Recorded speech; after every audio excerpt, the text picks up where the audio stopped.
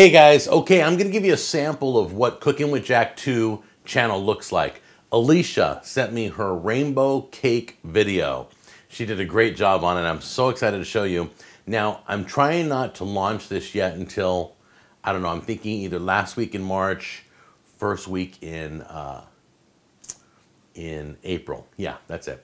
So this is just a sample. We're gonna leave this up for a while so you can refer back to it. Some of you are not sure how to do it. Just go in your kitchen, shed a little light on what you're doing, get the camera close so the microphone can pick up your voice, and you're good to go. If you have any questions, just write me through any social media. I'm answering a lot of questions about microphones and audio and editing and all that good stuff. So here you go, Alicia's rainbow cake. Alicia, thanks for submitting this. And remember, guys, this is our first time ever, so be nice, all right? Enjoy this. This is great.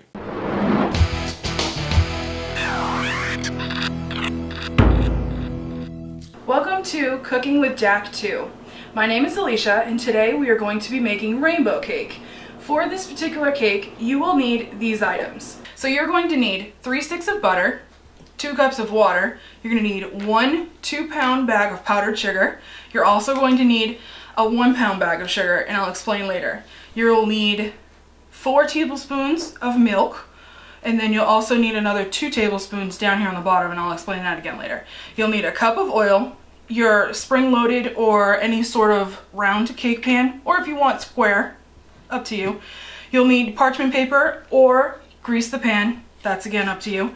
You'll need some food coloring, some vanilla, a piping bag with a tip, or just a regular old Ziplock bag works also. You'll need 6 egg whites, 2 boxes of white cake mix, rainbow sprinkles for the decoration, or any other kind of decoration that you choose, and you'll also need a cup of shortening. Okay, let's get started. What you are going to need to do is put your cake mix in your mixer, both bags at the same time. Then you're going to add in your egg whites, which are already separated. You'll need your 2 cups of water, which has already been measured out, and your 1 cup of oil, which has already been measured out. Now, this is a lot of liquid, so what you will need to do is go slow first. Once everything is incorporated, you will go ahead and speed it up a little bit. So I'm on 4. Then you're going to stop and you'll grab a spatula, scrape down, and you'll be good to go. And then go back to 4. And you're going to mix this for about a minute or so. And you're just going to scrape off your paddle. And then at this point, what we will do is separate this large batter into 6 separate so that we can color them. Okay, for the next process, we will be separating the cake mix into 6 individual bowls with their own spoons. To do this, I usually just count out a ladle, so I go 1 ladle and so on. Alright, so we're going to start coloring the actual batter mix. For this, you will need your food coloring gel, and I prefer the gel because they, like I said, they don't really leave too much of a taste. They come in these really cool packets that don't really drip a whole lot. It doesn't make a mess, and they're really easy to use. So to make purple, you will need your blue and your red, and then you mix. Now, like I said, this is all depending on what color you want. So that's what the purple will look like. So from here, we're gonna go ahead and do our orange. So for orange, you're gonna need your red again, and you'll need your yellow. So you want, for orange, a little bit of red and pretty much a lot of yellow. Well, not a lot, but a good healthy little strand of yellow. So that's what that orange is gonna look like. And then you're going to go ahead and just do your basic 4 colors.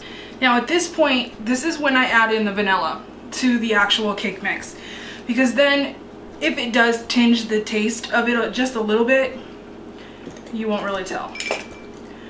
So I use the 1/2 teaspoon measure, and I just add a 1/2 teaspoon into each bowl. So with that, then you're going to just go ahead and mix each one in, and then we'll be back and we'll pour it into the cake pan and bake. And then you're just basically going to pour your mix into your pan. And then from here, you're going to kind of hold, if you're using the parchment paper, you need to hold the paper so it doesn't slide around, and spread it out to the sides. And that's what it's gonna look like, just like that. So you're going to bake these single rounds at 350 for about 12 minutes.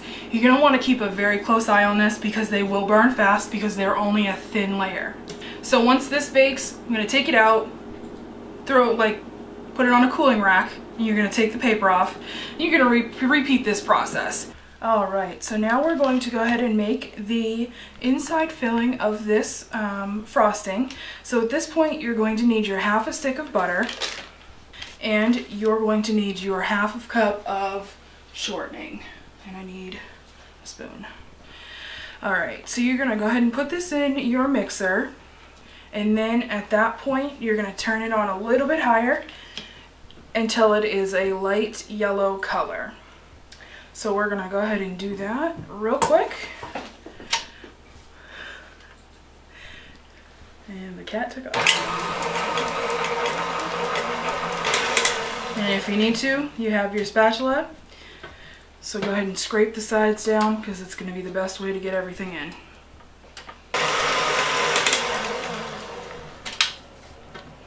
Okay, so this is kind of the color that you want, if you can see. Let me try and get some. That's the color that you're looking for. Vanilla. And you, again, can add in as much or as little as you want. I'm adding roughly a teaspoon.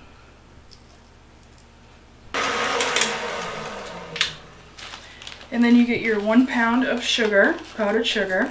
You can use any brand, as long as it's powdered sugar. You're going to add this in slowly, so that's a little at a time, because this is going to puff up a lot. Like, it's gonna look like white smoke here in a second.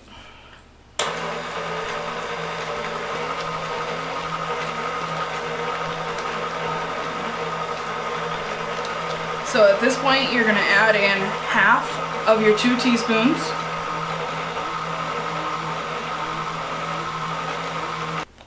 Lock in, and then you're gonna go on with the rest.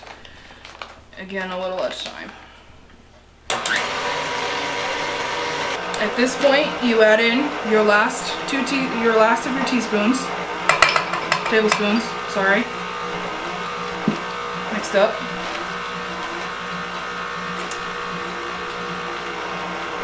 So I'm just gonna add probably about a half of a teaspoon, just to kind of see where I'm at.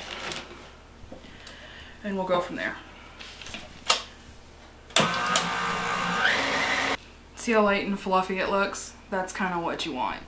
Alright, so you get your mug. It's the easiest way to fill a piping bag. Okay, you stuff your hand in it, and then drop down the sides like this. And then you just slowly drop it in. And you just take it out, give it a little bit of wiggle. And you want to get all of the air out at this point, except for the bottom tip. The bottom tip right here. So that one is all set for right now. And then we're going to make the larger batch. And the larger batch is the same thing, except for you're using more of the product. More milk, more shortening, more butter. Okay, so we are back, and we are going to go ahead and start filling the inside of our cakes.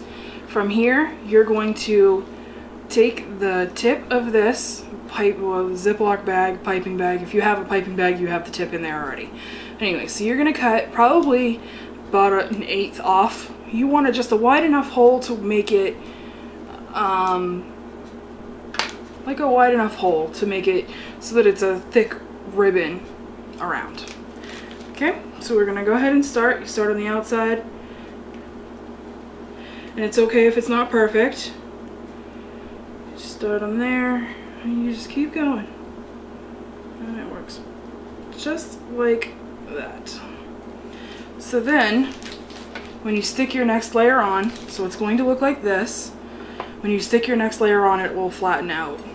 Your next layer is going to be blue. You're going to do the reverse rainbow so that it looks right when you cut it. Okay, you just press down. And it's okay if it fills out to the edge. It's what you want it to do. Okay, so there we go on that. And you just repeat the process for all the different colors. Okay, so now we have all of the layers filled, and at this point you will see that they're in the right order, with starting with the red, orange, yellow, green, blue, and then purple on the bottom. And I also stuck a parchment round down just so that it would protect the plate that I'm using from cutting or anything like that. If you're using a cake stand, you may or may not want to use that. It's totally up to you. Either way, it works perfectly fine. So then what we're going to do now is we are going to go ahead and dirty ice the top, but you always start with a large amount because then you can work your way to the sides, and you want all the sides to be even. So you always start with more because you can always take off more than you can put on. It's easier to take off than put on at that point. So then you just kind of do this little wiggly S move to spread it out. And if you don't have a frosting knife, you can use a bendable spatula if you'd like, or you can also use the back edge of your butter knives. If you choose to do that, make sure that you have a warm cup of water that you can go ahead and dip in and then wipe off when you need to finish. So right now I'm just going to get this all on here with a spatula. Okay, so we're gonna go ahead and start with our knife, butter knife, sorry, down here. And then you use the back edge and you do just your swivel back and forth and then spread out to the side. So I'm tending to be one that works towards myself rather than away from myself. So bear with me on that one.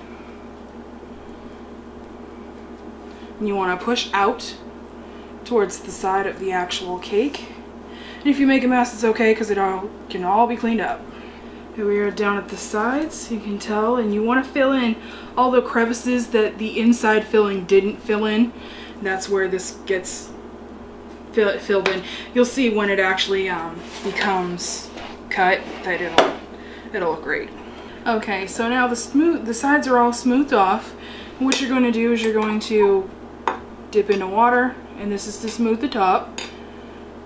And you take your flat edge of the knife and just drag down. Scrape off and do the same. At this point, you're just going to take a handful or somewhat, and since it still is a little tacky, they're going to go everywhere, but most of them will either fall on your tray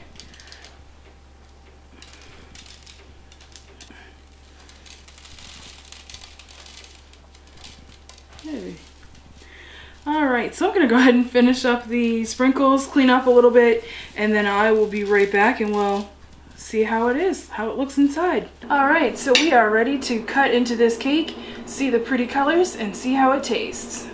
Okay, bear with me guys. Oh, there we go. Alright. So, how's the inside of that look? Is that pretty or what? This looks so delicious, I can't wait to try it.